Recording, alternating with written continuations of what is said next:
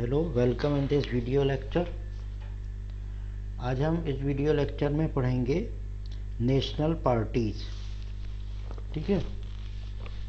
National parties को पढ़ने से पहले, इससे पहले वाले वीडियो लेक्चर में हमने आपको बताया था कि नेशनल पार्टीज का क्या क्राइटेरिया होता है या नेशनल पार्टीज बनने के लिए क्या क्या कंडीशंस होती हैं। ठीक है। तो उसको एक बार रिकॉल कर लें कि नेशनल पार्टीज बनने के लिए एक तो कंट्री वाइड पार्टी होना चाहिए, और ये पार्टीज जो हैं उनकी यूनिट्स डिफरेंट स्टेट्स में होनी चाहिए। ठीक। और इनको इलेक्शन कमीशन में रजिस्टर्ड हो, और इनका यूनिक सिग्नल होना चाहिए। सिंबल जो होता है ना, जिससे कि पता चलता है कि हाँ भाई ये पॉलिटिकल पार्टी है, तो एक यूनिक सिंबल भी इन्हें दिया जाता है, और इस तरह से ये पॉलिटिकल पार्टीज रिकॉग्नाइज्ड हो जाती हैं। इसके अलावा लोकसभा इलेक्शन में 6% वोट्स इन्हें मिलने चाहिए, या असेंबली इलेक्शंस जो 4 स्टेट्स में हुए हों उनको मिलाकर 6% वोट्स, टोटल वोट्स के उन्हें मिलने चाहिए। और इसके अलावा लोकसभा इलेक्शन में उनको 4 सीट्स मिलनी चाहिए। तो ये थी नेशनल पार्टीज के क्राइटेरिया, नेशनल पार्टीज की जो है होने के लिए कंडीशंस। ठीक है। अब जो नेशनल पार्टीज हैं उनके बारे में हम पढ़ेंगे।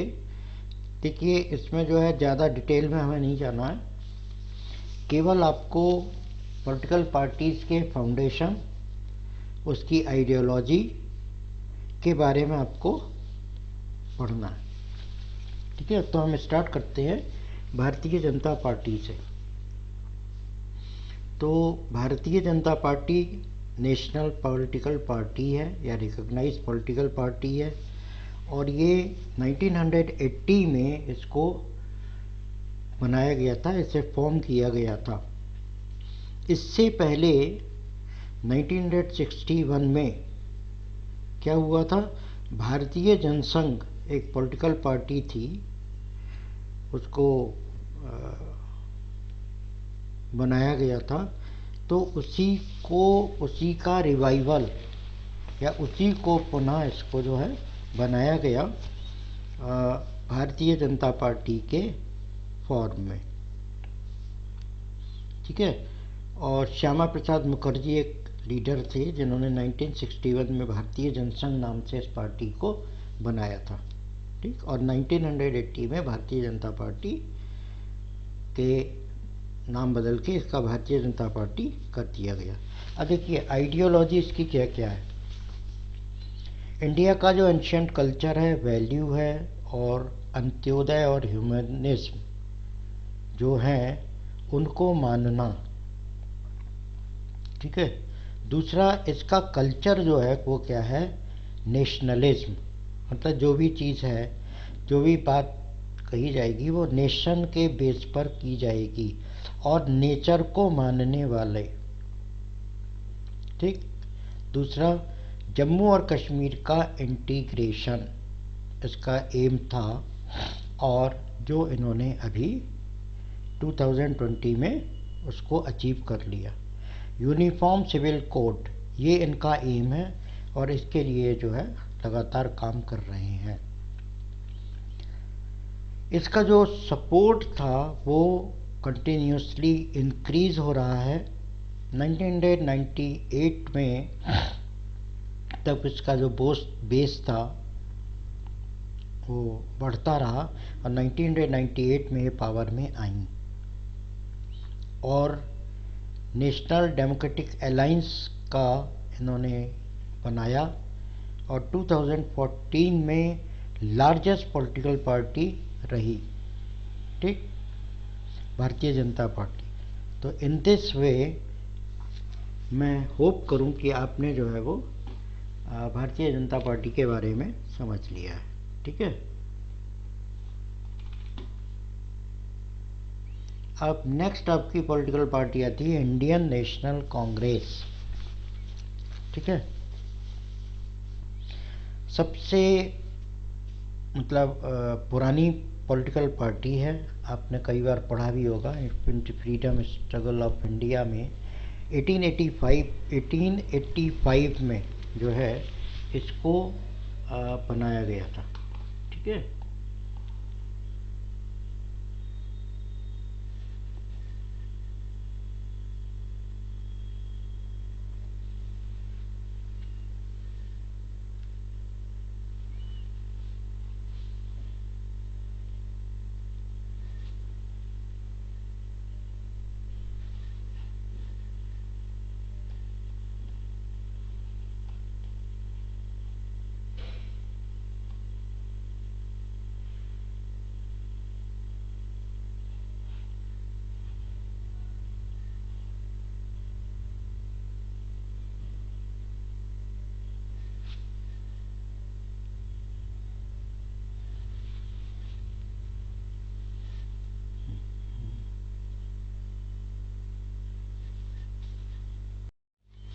तो नेक्स्ट पॉलिटिकल पार्टी है वो इंडियन नेशनल कांग्रेस है। ठीक है, और इसको जो है कांग्रेस पार्टी के नाम से भी पॉपुलरली जाना जाता है। 1885 में इसको जो है बनाया गया था। General A.O. Hume, Alexander Octavian Hume से एक लीडर थे जिन्होंने इस पार्टी को सबसे पहले 1885 में बनाया था। ठीक है, इसमें बहुत सारे कहना चाहिए स्प्लिट्स हुए और इंडियन पॉलिटिक्स में बहुत ही इम्पोर्टेंट रोल इसने जो है वो प्ले किया है, इंडियन नेशनल कांग्रेस ने। और जवाहरलाल नेहरू के लीडरशिप में एक इन्होंने modern secular democratic republic India जो है उसको इस्टेब्लिश किया। 1977 तक पॉलिटिकल पार्टी जो है वो रूलिंग पॉलिटिकल पार्टी रही। उसके बाद फिर 1980 से 1989 तक UPA एक अलायंस है, उसमें ये जो है रही रूलिंग पार्टी में। ठीक है, और ये 2000 से 2014 तक भी ये जो है रूलिंग पार्टी रही, लेकिन after that it became main opposite party. ठीक है, अब इसकी आइडियोलॉजी क्या है? आइडियोलॉजी में मैंने आपको बताया कि modern secular democratic republic India बनाना और न्यू इकोनॉमिक रिफॉर्म्स जो ह्यूमन के लिए अच्छे हों या प्रॉफिटेबल हों उसको जो है ये सपोर्ट करती है। ठीक, और क्या बताया कि 1977 तक ये इम्पोर्टेंट रूलिंग पार्टी रही। इन 1947 में हमें इंडिपेंडेंस फ्रीडम मिली। 1951 से लेकर के 1977 तक ये रूलिंग पार्टी रही।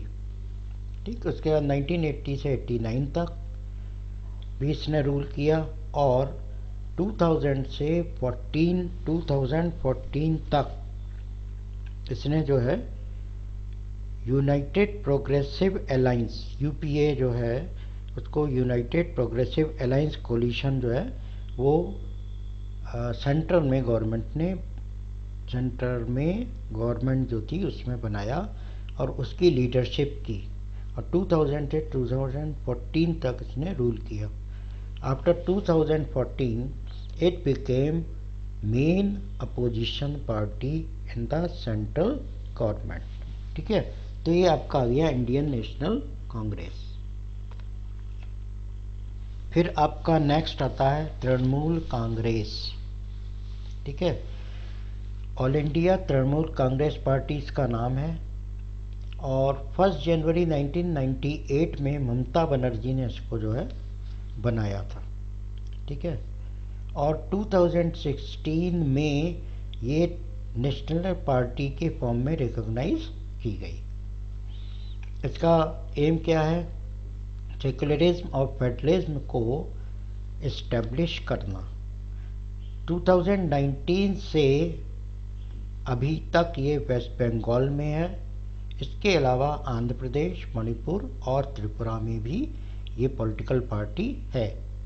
ठीक है, जनरल इलेक्शन जो 2014 के हुए थे उसमें 3.4% वोट्स इसको मिले थे, all India Trinamool Congress party को, और 34 सीट जो हैं इसने जीती थी। ठीक है, और 2014 में ये 4th लार्जेस्ट पॉलिटिकल पार्टी थी लोकसभा में। Is that clear? नेक्स्ट आपका हम लेंगे अब नेशनल कांग्रेस पार्टी। इसमें आप कंफ्यूज मत होइएगा। नेशनल कांग्रेस पार्टी एनसीपी, ये जो है इंडियन नेशनल कांग्रेस से ही स्प्लिट होकर बनी 1999 में। ठीक है, इसलिए इसे नेशनल कांग्रेस पार्टी कहा गया। इसकी आइडियोलॉजी क्या है? डेमोक्रेसी और गांधीयन सेकुलरिज्म जो है ये प्रमोट करती है। ठीक, इसके अलावा इक्वलिटी, सोशल जस्टिस और फेडरलिज्म इसको भी सपोर्ट करती है। इसके अलावा इसका एक एम और है कि ये जो ऑफिसेज में, गवर्नमेंट में जो हाई ऑफिसेज हैं उसमें ये चाहती हैं कि इंडियन सिटीजन्स जो हैं, समझ गए, इंडियन सिटीजन समझ गए होंगे, कि जो इंडिया में जिनका जन्म हुआ हो, तो ऐसे ही लोग जो हैं वो गवर्नमेंट के हाई ऑफिसेज में होने चाहिए। ये केवल उन्हीं के लिए होने चाहिए, गवर्नमेंट ऑफिसेज। उसके बाद मेघालय, मणिपुर और असम में ये पॉलिटिकल पार्टी है, और महाराष्ट्र में मेजर पार्टी है। ठीक है, इसके अलावा 2014 से यूपीए का एक मेंबर भी ये पॉलिटिकल पार्टी रही है। कौन सी? National Congress party. राइट, अब इसके बाद हम जो नेक्स्ट पॉलिटिकल पार्टी पढ़ेंगे वो है कम्युनिस्ट पार्टी ऑफ इंडिया। ठीक है, 1925 में जो है ये बनी, और 1964 में ये जो है अलग हुई, और इसने अपनी पार्टी का नाम communist party of India Marxist रखा। ठीक है, तो एक बार फिर रिकॉल कर लो, कम्युनिस्ट पार्टी ऑफ इंडिया जो है वो 1925 में बनी, 1964 में ये जो है वो अलग हो गई। ठीक है, अलग होकर के इसने communist party of India Marxist जो है बना ली। आइडियोलॉजी इसकी क्या है? मार्क्सिज्म, लेनिनिज्म, सेकुलरिज्म और डेमोक्रेसी। ठीक है, इसमें ये जो है बिलीव करते हैं। मार्क्सिज्म, कार्ल मार्क्स जो है वो एक हुआ है जो कम्युनिस्ट को जो है सपोर्ट करता है। लेनिन रूस में हुआ है। जब आप हिस्ट्री में लेसन पढ़ोगे, आपने पढ़ा होगा 9th की हिस्ट्री में, socialism in Europe and Russian revolution. ठीक है, तो उसमें लेनिन आपने पढ़ा होगा, तो वही लेनिन है ये। सेक्युलरिज्म, सेक्युलरिज्म माने कोई रिलीजन को फेवर ना करना। डेमोक्रेसी, आपको पता ही है डेमोक्रेसी का मतलब, right to vote to the people, या all rights are exist in the people. Secessionism और कम्युनलिज्म, सक्सेशनिज्म और कम्युनलिज्म का जो फोर्सेस हैं उसको ये अपोज करती है। क्या मतलब, देखो जब डेमोक्रेसी है तो सक्सेशनिज्म माने समझते हो परिवारवाद, कहने का मतलब है कि परिवार में ही हो, वो भी नहीं, और किसी कम्युनिटी में हो, ये भी सही नहीं है, ठीक है ना। तो इसके ये बिल्कुल अपोज है, या इसके बिल्कुल विरुद्ध है, या इसके अगेंस्ट है, ठीक। परिवारवाद और संप्रदायवाद के खिलाफ है। केरल, वेस्ट बंगाल, पंजाब, आंध्र प्रदेश में ये है, या इसकी प्रेजेंस केरल, वेस्ट बंगाल, पंजाब, आंध्र प्रदेश में है, ठीक है। और लेफ्ट फ्रंट जो है उसका एक स्ट्रॉन्ग पिलर है।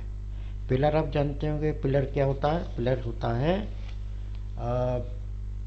बेस, मतलब जिस पर सारी चीज़ें डिपेंड हों, और अगर वो चीज़ डिपेंड नहीं होगी या जब बेस ही नहीं होगा तो चीज़ जो है वो एग्जिस्ट नहीं कर पाएगी, ठीक है। और इसी में एक पॉलिटिकल पार्टी और है, वो है आपकी कम्युनिस्ट पार्टी ऑफ इंडिया।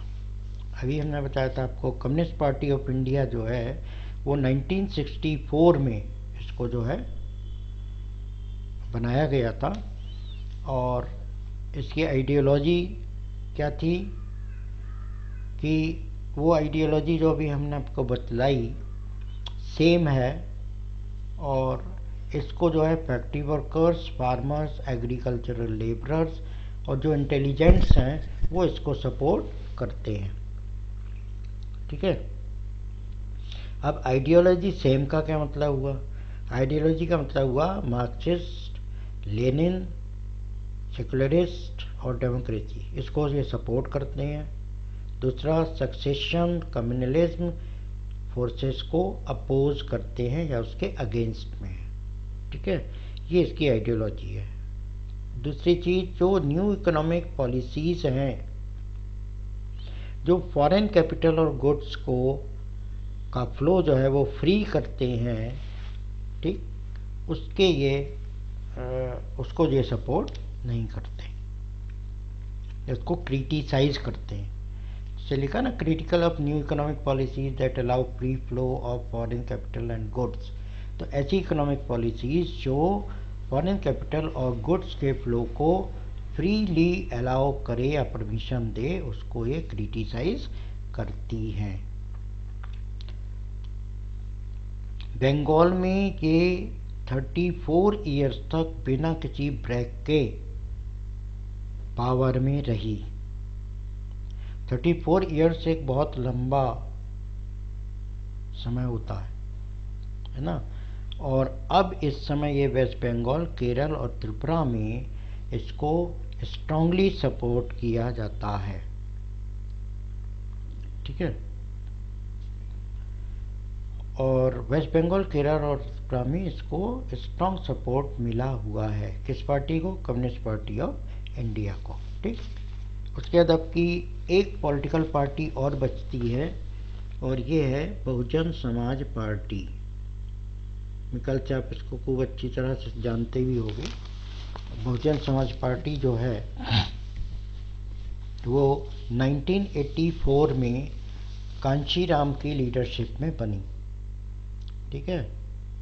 और इसके बनने के पीछे कारण क्या था? इसके बनने के पीछे कारण ये था कि बहुजन समाज पार्टी जो है वो दलित, आदिवासीज, ठीक है, ओबीसीज यानी कि ऑल बैकवर्ड क्लासेस और रीजनल माइनॉरिटीज़ को पावर में सिक्योर करने के लिए, यानी कि उनकी रिप्रेजेंटेशन सिक्योर करने के लिए इस पॉलिटिकल पार्टी को बनाया गया, ठीक है। अब इनकी जो आइडियोलॉजी का बेस है वो क्या क्या है? एक तो साहू महाराज हैं, और महात्मा फूले हैं, पेरियार रामास्वामी, ठीक, पेरियार रामास्वामी नायकर हैं, और बाबा साहेब अम्बेडकर। ठीक है, ये इनके जो आइडियोलॉजीज़ हैं या जो इनके थिंकिंग है या इनके जो विचार हैं वो जो हैं इस पॉलिटिकल पार्टी की आइडियोलॉजी के बेस हैं। ठीक है, इसके अलावा उत्तर प्रदेश में इसका जो है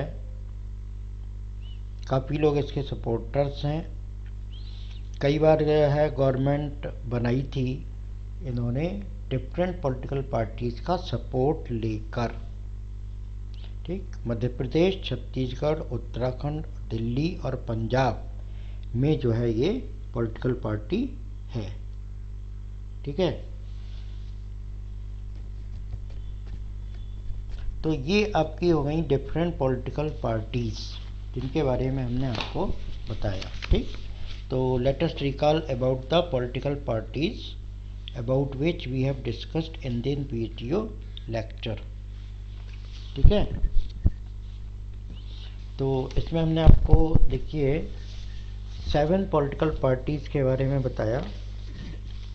ठीक है, उसमें सबसे पहले हमने भारतीय जनता पार्टी के बारे में बताया। ठीक, और इसका हमने आइडियोलॉजीज आपको बतलाई। 1961 में भारतीय जनसंघ थी, 1980 में इसको भारतीय जनता पार्टी के फॉर्म में लाया गया। दूसरा, नेशनलिज्म और नेचरहुड को ये सपोर्ट करती है। जम्मू और कश्मीर को इसने इंटीग्रेट कर दिया है। ठीक है, और यूनिफॉर्म सिविल कोड के तरफ जो है वो काम कर रही है। 2014 में इसका सपोर्ट बहुत बढ़ा और ये एक लार्जेस्ट पॉलिटिकल पार्टी के फॉर्म में आई। नेशनल डेमोक्रेटिक अलायंस, इन्होंने एक अलायंस बनाया और जिसमें पॉलिटिकल पार्टी को शामिल किया।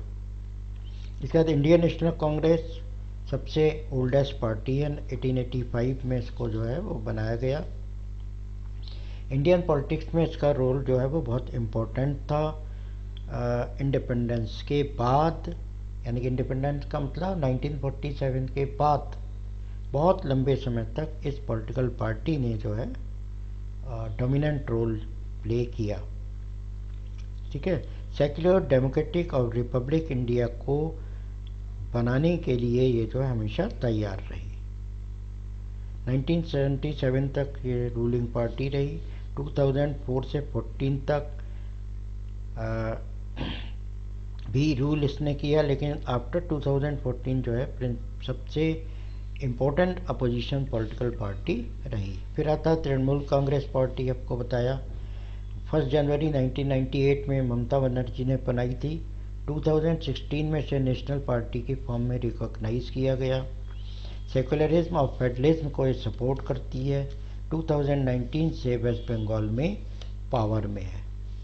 फिर आता है national Congress party. National Congress party जो है वो 1999 में एक कांग्रेस में टूटने के बाद बनी और ये democracy, secularism, equality, social justice और फेडरलिज्म को सपोर्ट करती है।